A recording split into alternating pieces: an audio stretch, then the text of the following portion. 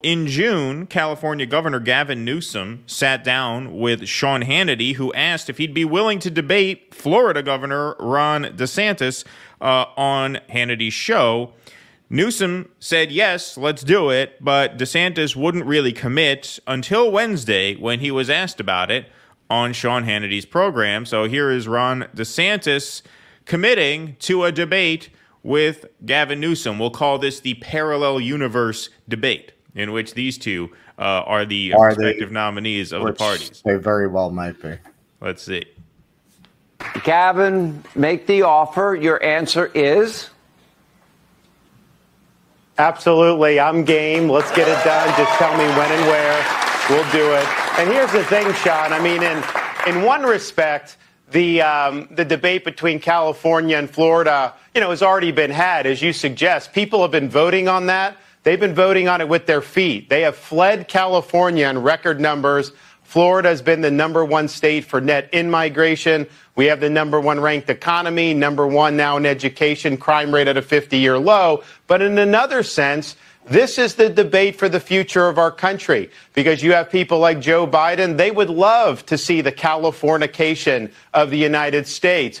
Biden may not even be the nominee. You could have Gavin Newsom. You could have Kamala Harris. And I think if we go down that direction, that's going to accelerate American decline. We can't see America decline anymore. We need to reverse American decline. All right, so it's on. This is sort of an audition for both of these guys. Newsom is auditioning for perhaps being the bullpen pitcher that they pull in halfway through the game if the Democrats do want to make a switch at the last minute and put him in. And DeSantis obviously gets to audition in front of Republican primary voters to see what a general election debate would look like. At this point, I think it's a pretty good move for both of them. Obviously, if you're a Democrat, auditioning means auditioning for the party bosses and the donors. Unfortunately for DeSantis, the Republican Party has this sort of obstacle in their way when it comes to nominating people called voters. And so he actually has to win over massive numbers of voters. But at this point, he's got not much to lose by doing this, since his polling is pretty much stuck in the low teens. And it looks like Donald Trump is not going to be part of that August debate. He sent a tweet out on Truth Social about a week ago saying, let them debate. I'll be watching to perhaps pick my VP. Right. So if he doesn't get a moment against Trump on the debate stage, this is kind of the next best thing for him. And so it looks like we're going to have this debate in November, which is also conveniently timed because it's a little closer to the primary calendar. It's a little closer to the point which the Democrats might make a switch if they feel they have to. And also it gives time for the Republican field to shake up a little bit, not saying it will. But the closer this debate is to the start of the primary, I think the more potential benefit there is for each of them. They're going to do this in November. They're going to hold it all the way to November. Yeah. Yeah, well, this is what I keep saying. DeSantis, that's my story. I'm sticking to it. His appeal is being underestimated.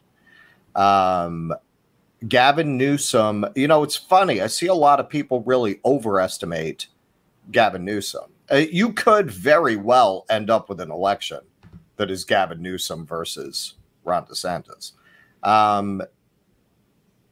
California, that's basically like if the mayor of Portland ran for president. Like, you could not line it up better for the GOP than to run the fucking governor of California. I think he could run it up a little better. I think he could run Joe Biden.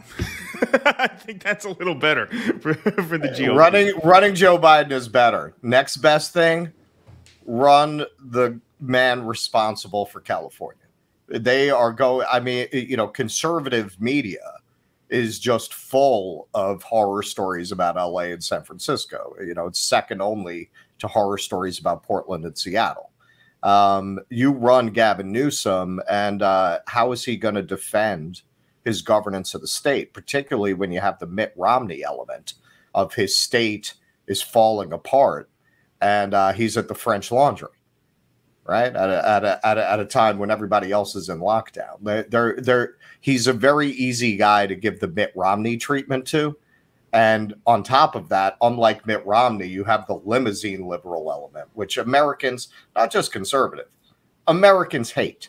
You know, remember, most people are not liberals. Most people are not Democrats. Most people are not conservatives, right? Most people are people. But that kind of signaling, that kind of a public image is really repulsive. And, you know, we've already gotten a preview of the line that Ron DeSantis would use against him. I think this is part of what prompted the challenge to debate, where he said, you've got this state with all of these natural advantages, scenic business, all of these advantages, and look at the state of it under Gavin Newsom. Now, to be fair, there were trends that predated Gavin Newsom's governorship. But the basic conservative argument, if you give liberals power, this is what you get.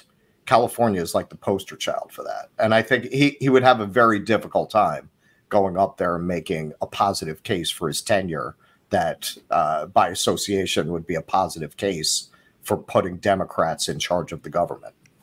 I mean, he could point to budget surpluses, and he could just point to executive experience in terms of running, what is it, the 5th or 6th largest economy in the world is the state of California. Their GDP is higher than most countries on earth. That's an argument you make if you are actually running for president, though. Like, if he's not on the ballot, that's not exactly an issues argument. That's an experience argument. That's a character argument, right? And so, you know, it'll be interesting to watch. I think that'll be fun TV for people in this space.